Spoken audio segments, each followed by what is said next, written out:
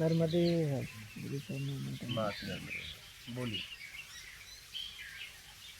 गुरुजी, मेरा एक सवाल था। जैसे कि लोगों को कुछ कुछ बातें समझ में नहीं आती अध्यात्म की, और कुछ लोगों को तो कुछ भी नहीं समझ आता। तो वो लोग उनको समझने के लिए और थोड़ी बारीकियों को समझने के लिए शुरुआत कैसे करें किसको समझने के लिए? अध्यात्म की बातों को?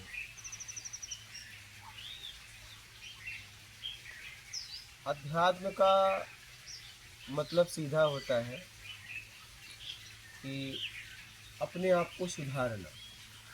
क्या सीधी सी बात। तो अब देखना है कि मैं बिगड़ा कहाँ कहाँ हूँ। क्या देखना ये है कि मैं बिगड़ा कहाँ कहाँ हूँ, ये आपको खोज करनी है। बात समझ गए कि मैं बिगड़ा कहाँ कहाँ हूँ, तभी आप अपने आप को सुधार पाओगे। तो आध्यात्म का मतलब होता है अपने आप को समझना। आध्यात्मिक मार्ग के द्वारा आपको अपने आप को समझना है। ठीक है, समझ के जीवन को जीना है। आध्यात्मिक व्यक्ति का ये भाव रहता है कि मेरे द्वारा ऐसा कोई भी कार्य ना हो इस दुनिया में जिसकी वजह से किसी को तकलीफ हो। क्या मेरे द्वारा ऐसा कोई गलत कार्य न हो जाए। हाँ, ऐसा कोई कार्य ना हो कि जिसकी वजह से किसी भी जीव को, किसी भी जंतु को, किसी भी मानव को, किसी को तकलीफ हो, किसी की भावनाओं को ठेस पहुँचे। ऐसा कोई काम ना हो, ऐसा कोई काम नहीं होना चाहिए। आध्यात्मिक व्यक्ति हर व्यक्ति के भावनाओं को समझता है, यहाँ तक जीव के भावनाओं को समझता है, उसको सम्मान देता है और जीवंत होके निकल जाता है। तो आध्यात्म का मतलब है एक दूसरे की भावनाओं को समझना।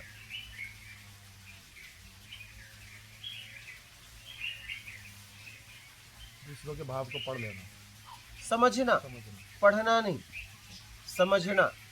हाँ, बिना समझे नहीं बोलना, तुक्का नहीं मारना, समझना, बातचीत करके समझना। ऐसे ही नहीं तुक्का मार देना, नहीं, तब तो आप भटक जाओगे। हाँ, जरूरी नहीं कि बिना बातचीत का हम सामने वाले के बारे में जो निर्णय कर रहे हैं वही सही है। और निर्णय करने वाले हम होते कौन? पहले तो ये निर्णयपन को हटाना पड़ेगा। हम बेमतलब का निर्णय करते रहते हैं, ये अच्छा ये बुरा, तो तुम कौन? तुम कौन? अगर ये अच्छा ये बुरा तो तुम कौन? पूछो अपने आप से।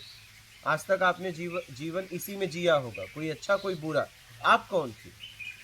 क्योंकि आप तो दोनों में नहीं हो, तो फिर आप कौन हो? मैं भी किसी को अच्छा किसी को बुरा रहता हूँ, मैं भी किसी को वो अच्छा बात अलग है, वो छोड़ दो। आप किसके लिए अच्छे हो किसके लिए बुरा, वो छोड़ दो। आप जब कहते हो ये अच्छा ये बुरा, तो आप कौन? उस वक्त आप कौन होते हो? और ये निर्णय आपको देने का अधिकार किसने दिया? प्रकृति से मिला है, संविधान से मिला है? आपको जीवन जीने के लिए मिला है कि आपको निर्णय करने के लिए मिला है? कौन अच्छा कौन बुरा?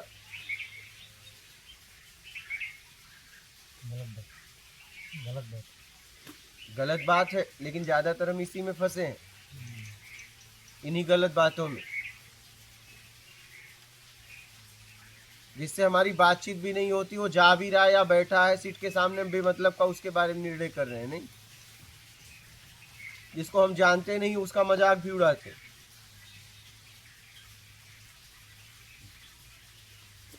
एक संप्रदाय वाले दूसरे संप्रदाय का, एक पंथ वाले दूसरे पंथ का, हो सकता है वो बहुत सज्जन व्यक्ति है, लेकिन बस आप जिस संप्रदाय से जुड़े उसके वो विपरीत है, इसलिए आप उसका मजाक उड़ा रहे हैं। हो सकता है आप मिल जाओ उससे बात करो तो आपको शर्म भी आए, इतना सज्जन आदमी और मैं इसके बारे में क्या बोल रहा था। लेकिन संप्रदाय समूह का एक नशा है आपको। जब आप उस भीड़ में होते हो तो सज्जन व्यक्ति का भी अपमान करते हो। क्या जब आप उस भीड़ के साथ हो जाते हो तो अगली भीड़ का बेमतलब का अपमान करते हो। बल मिल जाता है गुरुजी, बल मिलता है, लेकिन उस बल के बाद तो आपको और मानवता दिखानी चाहिए। बेमतलब का किसी व्यक्ति का, किसी समूह का मजाक उड़ा रहे हो। बल का बल का सदुपयोग करो ना। अगर आपके पास ताकत है तो, चाहे वो धन का ताकत हो, चाहे समूह की ताकत हो, उसको लोगों की रक्षा में लगाओ ना। अगर आपको उपयोग ही करना है तो दीन दुखियों के लिए उपयोग करो ना अपनी ताकत का। इस समाज में मानवता का काम करो ना अपने समूह के साथ। समूह का मतलब यही है क्या, एक दूसरे को परेशान करना? इसीलिए समूह तैयार होता है क्या? समूह तो समाज में काम करता है ना, उस बल का सदुपयोग करो ना। ये बल ज्यादा दिन तक थोड़ी न रहेगा। चाहे वो शरीर का बल हो, चाहे वो धन का बल हो, चाहे वो ज्ञान का बल हो, चाहे आपका समूह का बल हो, ज्यादा दिन तक नहीं रहेगा। तो समूह का मतलब होता है कि आप समाज में विश्व कल्याण के लिए कुछ काम करें, तब आपके समूह बनाने का मतलब है। अगर एक समूह आपने ऐसा गठन किया और उस समूह के द्वारा आप कईयों को सता रहे हो, तो ऐसा समूह न हो तो ज्यादा ठीक है। लेकिन ज्यादातर क्या होता है, एक समूह बनता है और एक समूह को सताता है। लड़ाई करने के लिए समूह थोड़ी न होता है। समूह तो मानवता को पैदा करने के लिए होता है,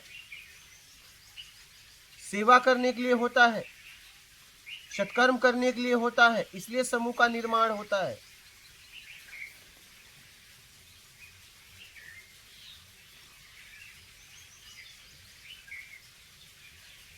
समूह इसलिए बनाई जाती है। बल का, ताकत का हमें सदुपयोग करना चाहिए, समाज कल्याण के लिए लगाना चाहिए, समाज सेवा में लगाना चाहिए, सत्कर्म में लगाना चाहिए, लोगों की रक्षा में लगाना चाहिए। समाज हित के लिए अगर समूह काम कर रहा है तब उस समूह का मतलब है।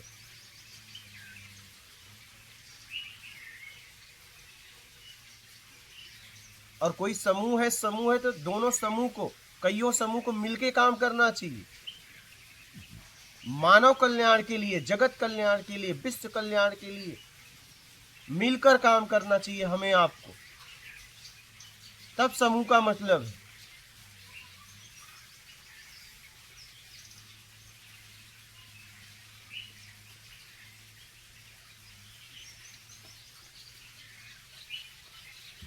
आपके बल से अगर किसी की रक्षा हो रही है तब आपके बल का मतलब है। आपके बल से किसी का अपमान हो रहा है तब तो आप राक्षस प्रवृत्ति में जी रहे हैं। आपके ताकत से किसी का अपमान हो रहा है, कोई व्यक्ति परेशान है, कोई परिवार परेशान है, कोई समूह परेशान है, तो ऐसे समूह को तो तोड़ देना चाहिए।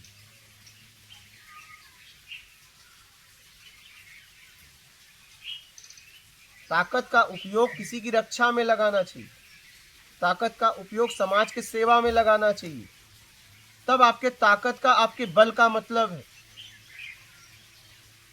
और अगर कोई समूह बना रहा है, गठन कर रहा है और किसी को सताने के लिए, तो जितने हैं उसमें कायर हैं। क्या है? कायर मिल को, ताकत को इकट्ठा करके किसी को सता रहे हैं। वो अकेले उनकी ताकत नहीं थी। बात समझ रहे? अगर कोई भी ऐसा समूह काम कर रहा है कि किसी समूह को सताने के लिए वो समूह का निर्माण कर रहा है, तो वो समूह के जितने लोग हैं वो कायर हैं, कमजोर हैं। उनका कोई व्यक्तिगत ताकत नहीं है, इसलिए उन्होंने समूह में वार किया। बात समझ रहे हैं? समूह का गठन, अपने बल का उपयोग कभी भी समाज सेवा में लगाएं, समाज कल्याण के लिए लगाएं, विश्व कल्याण के लिए लगाएं, अपनी आत्मरक्षा के लिए लगाएं। बात समझ रहे हैं? तब कोई मतलब है।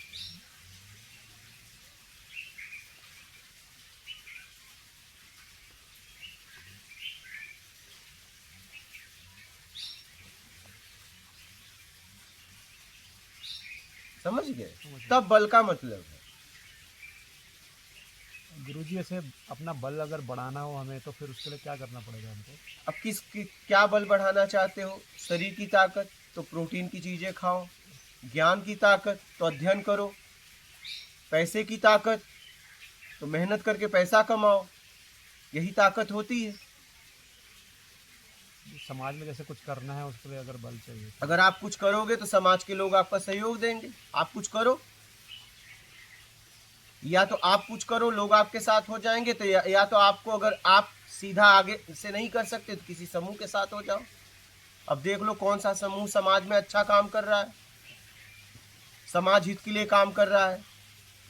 या तो सत्कर्म आप अकेले निकलो करने, सेवा अकेले निकलो, अगर नहीं करते तो किसी समूह में मिल जाओ कि भाई मैं भी सत्कर्म करना चाहता हूं, और देख लो वो समूह सत्कर्म का काम करता है कि नहीं, पूरी तरह जांच लो। क्योंकि आप अपनी ताकत वहां सौंपने जा रहे हो, चाहे धन की ताकत हो, चाहे शरीर की ताकत हो, चाहे ज्ञान की ताकत है, तो ताकत देने से पहले देख लो वो समूह समाज हित के लिए, विश्व कल्याण के लिए काम कर रहा है कि नहीं। कर रहा है तो अब अपनी ताकत दो, नहीं कर रहा है तो मत दो। आप बलवान उसे बनाइए जो समाज का सेवा कर रहा हो, समाज हित के लिए काम कर रहा, उसे आप बलवान बनाइए और जांच के आगे बढ़िए। समझ रहे हैं?